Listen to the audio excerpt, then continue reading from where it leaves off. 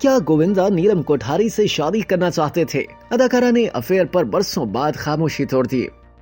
बॉलीवुड की मशहूर जोड़ी गोविंदा और नीलम ने 1980 से 1990 की दिहाई के वक्त तक इंडस्ट्री को कई कामयाब फिल्में दी। 10 से ज्यादा फिल्मों में एक साथ अदाकारी के जौहर दिखाने के सबब इस जोड़ी की ऑन स्क्रीन केमिस्ट्री के साथ ऑफ स्क्रीन केमिस्ट्री भी बहुत मकबूल हुई। जब दोनों की जोड़ी मशहूर करार पाई तो इनके दरमियान रोमांस की खबरें भी सामने आई। गोविंदा खुद भी शादीशुदा होने के बावजूद भी किसी हद तक नीलम की जानिब माइल होने का इकरार कर चुके हैं। एक इंटरव्यू में गोविंदा ने एतराफ किया था कि वो नीलम की तारीफ करना नहीं रोक सकते और ख्वाहिश है कि उनकी बीवी सुनीता खुद को बदलकर नीलम की तरह बन जाए। दौरान इंटरव्यू गोविंदा ने यह भी बताया था कि मैंने सुनीता को खुद से मंगनी तोड़ने के लिए कहा था क्योंकि मैं नीलम से शादी करना चाहता था और मुझे नहीं लगता कि उसमें कुछ गलत है। अदाकार ने कहा कि नीलम एक ऐसी खातून है जिसको कोई भी शख्स खोना नहीं चाहेगा, लेकिन मैंने इसे खो दिया। कई सालों बाद अब अदाकारा नीलम कोठारी ने गोविंदा के साथ किसी भी ताल्लुक में रहने की तरदीद कर दी है। एक इंटरव्यू में गोविंदा से ताल्लुक के सवाल पर नीलम ने कहा कि मेरे ख्याल में ये सब बड़े खेल का हिस्सा था, लेकिन उस वक्त इन कयास आराइयों की वजाहत देने वाला कोई नहीं था। अदाकारा ने मजीद कहा कि लोगों ने जो भी महसूस किया वो छाप दिया। अगर आपने 3 से ज्यादा फिल्में कर ली हों